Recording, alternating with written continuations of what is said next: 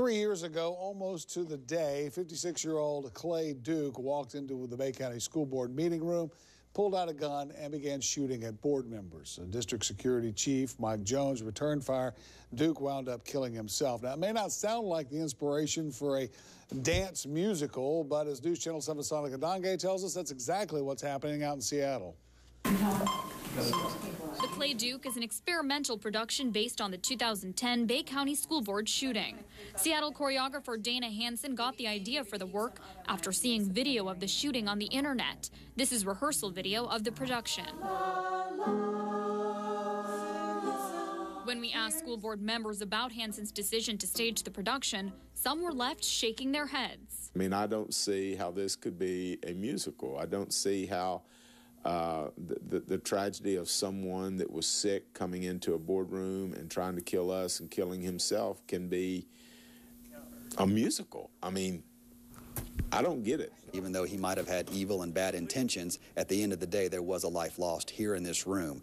So that being said, that definitely puts a pretty negative spin, I think, on any type of musical of all things that you would come up with. Oh, here it is, right here. Several of the school board members have had a hard time trying to move past the shooting that nearly claimed their lives. I tried early on not to keep reliving it.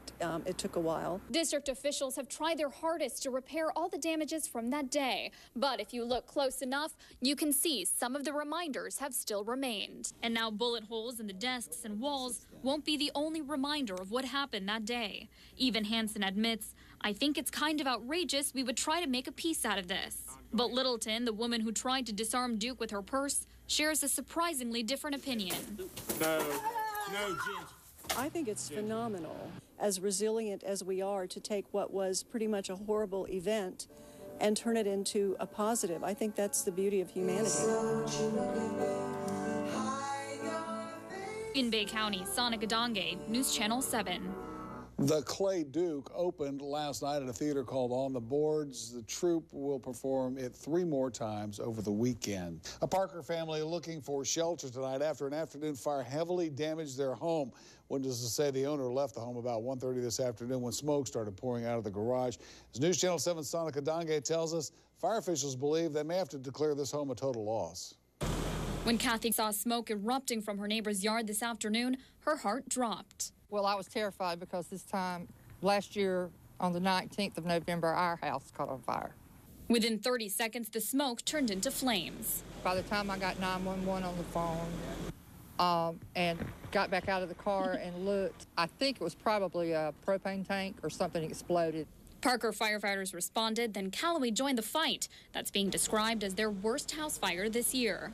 The garage was fully engulfed in flames. We had 2 guys inside, 1 guy on the deluge gun trying to douse the fire from the roof. We had 2 guys in the back trying to douse the fire from the back side of the house. We took a lot of effort to try to put the fire out. 9-year-old Emily Jackson was riding the school bus home from Tyndall Elementary when she saw the fire destroying her friend's home. Yes, I was crying. She says she was scared because Jackson had decided not to ride the bus home. The good news is no one was home, so no one was injured. Emily says she's just happy her friend is safe. I was still crying because it's like he would have to like move and everything. But I was okay and happy that everyone was okay. In Parker, Sanika Dange, News Channel 7. Neighbors say the owner of the home is a pilot at Tyndall Air Force Base. Panama City officials are trying to rebuild the management organization at the St. Andrews Marina after firing longtime marina manager Susan Payne on Tuesday. Officials say Payne verbally intimidated her employees.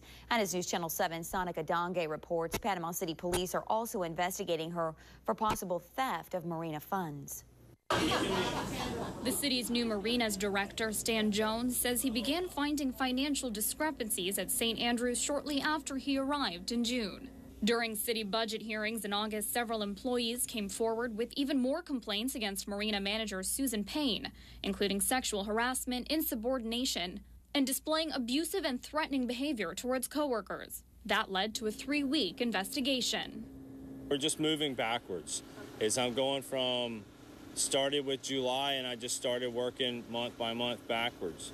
Also in this very large complaint document were accusations from former employees saying Payne would allow her friends to dock their vessels into the slips behind me without registering them, some for as long as 2 years. Investigators say the St. Andrews Marina slip discrepancies total $144,000. That's in addition to fuel account shortages of more than $79,000 for a total of more than $223,000. By comparison, the downtown marina's combined outstanding balance is about $4,000 for the same time period. Panama City police are also looking into other theft-related complaints. We centered our investigation on the administrative personnel policies for the city of Panama City, and that's where we kept our target. We tried to talk to Susan Payne, but she didn't appear to be home. For now, Jones says he's strictly focusing on recovering the money the city is owed. It requires some close oversight that I'm going to want to do personally for a while. In Panama City, Sanika, Dange, News Channel 7.